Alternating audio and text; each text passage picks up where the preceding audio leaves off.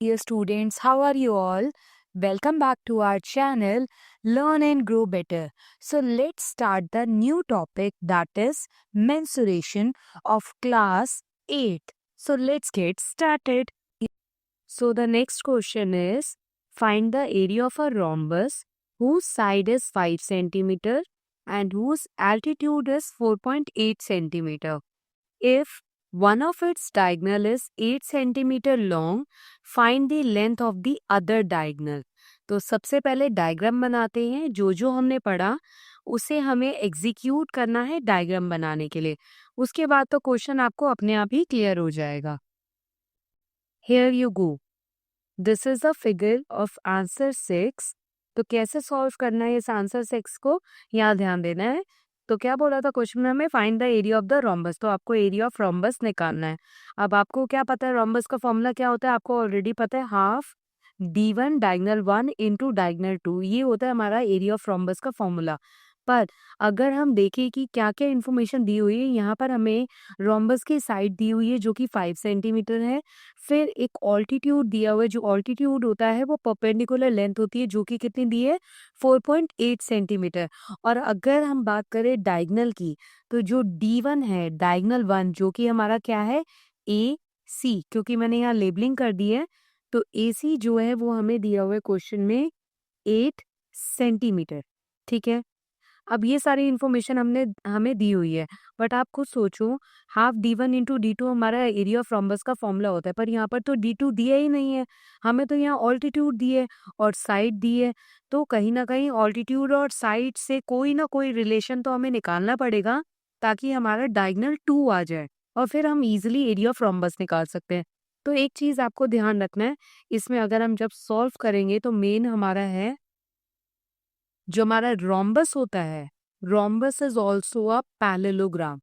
Rhombus, all type of rhombus, यानी कि जो रोम्बस है मैंने पैरेललोग्राम की शेप में क्यों बनाया है, because rhombus is also a parallelogram. Rhombus parallelogram ही होता है. तो ये ध्यान रखना है आपको. और आपको पता है कि एरिया ऑफ पैरेललोग्राम क्या होता है, जल्दी से बताना है.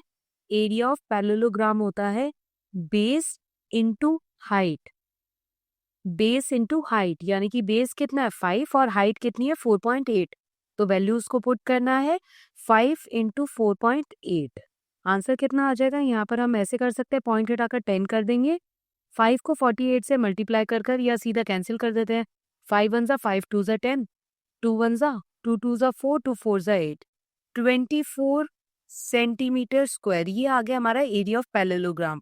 जब हमने ऊपर स्टेटमेंट ही लिख दी है कि rhombus is also a parallelogram, rhombus जो है वो पैरेललोग्राम ही होता है, that means area of parallelogram.